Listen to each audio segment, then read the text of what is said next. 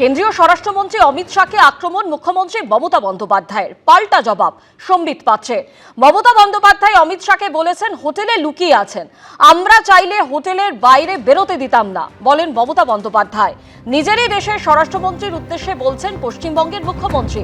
JP নাড্ডার কনভয়ে হামলা করিয়েছিলেন মমতা বন্দ্যোপাধ্যায়। দেশের স্বরাষ্ট্রমন্ত্রীকেও আটকে দেবেন ভাবলে আপনি দেশকে বিগড়ে দিচ্ছেন। মুখ্যমন্ত্রীকে আক্রমণ বিজেপির জাতীয় মুখপাত্র সম্বিত পাচ্ছে।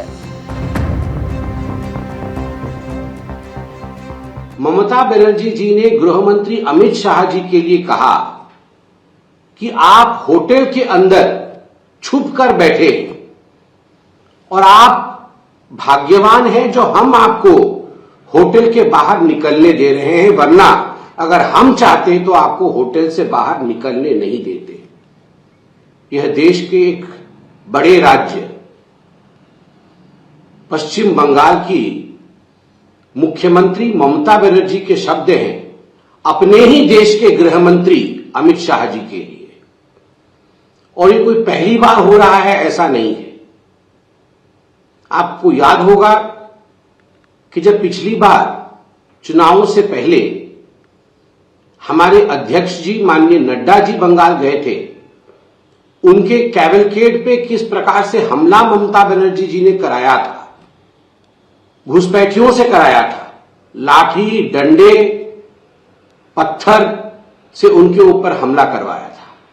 अगर आपको लगता है कि बंगाल में भारतवर्ष के गृह मंत्री को भी आप ललकार सकती है, भारतवर्ष के गृह मंत्री को भी आप रोक सकती है, उन्हें भी सड़क पर निकलने नहीं दे सकती है, तो आप सोचिए आप भारत को धमका रही है।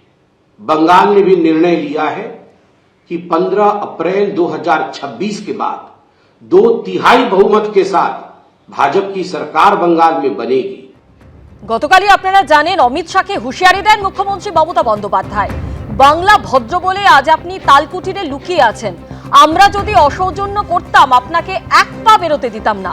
গতকাল বাঁকুড়ার বর্জরা সভা থেকে বলেছিলেন মমতা বন্দ্যোপাধ্যায়। বাংলা ভদ্র বলে আজকে আপনি তালকুটিরে লুকিয়ে আছেন। মনে রাখবেন, আমাদের যদি ইচ্ছে থাকতো, আমরা যদি অসৌজন্যতা করতাম আপনাকে এক পা বেরোতে দিতাম না। আপনার ভাগ্য ভালো যে এত অত্যাচার করার পরেও আপনাকে আমরা আতিথেয়তা দিচ্ছি। এটা আমাদের দুর্বলতা নয়, এটা আমাদের ধর্ম, আমাদের সংস্কৃতি। প্রথমে প্রধানমন্ত্রী নরেন্দ্র মোদীকে আমরা দেখেছি এ রাজ্যে আসতে এবং তারপরে কেন্দ্রীয় স্বরাষ্ট্রমন্ত্রী অমিত শাহ 3 দিনের রাজ্য সফর, আজই তার শেষ দিন। এবং ইতিমধ্যেই যে বিষয় উঠে আসছে, 1 মাসের মধ্যে নতুন বছরে ফের রাজ্যে আসতে চলেছেন প্রধানমন্ত্রী। 18ই জানুয়ারিতে মালদায় সভা করতে পারেন প্রধানমন্ত্রী নরেন্দ্র মোদী। পশ্চিমবঙ্গ বিজেপির পক্ষ থেকে আবেদন জানানো হয়েছে। প্রধানমন্ত্রীর দপ্তরের অনুমতি পেলেই সফরসূচি চূড়ান্ত হবে বলে বিজেপি সূত্রে খবর। জানুয়ারি ফেব্রুয়ারি মিলিয়ে রাজ্যে 2টি সভা করতে পারেন প্রধানমন্ত্রী।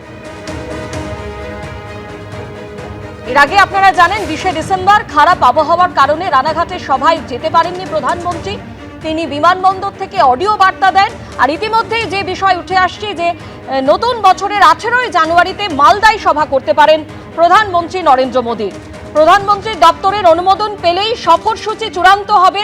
জানুয়ারি ফেব্রুয়ারি মিলিয়ে রাজ্যে মোট 2টি সভা করতে পারেন প্রধানমন্ত্রী।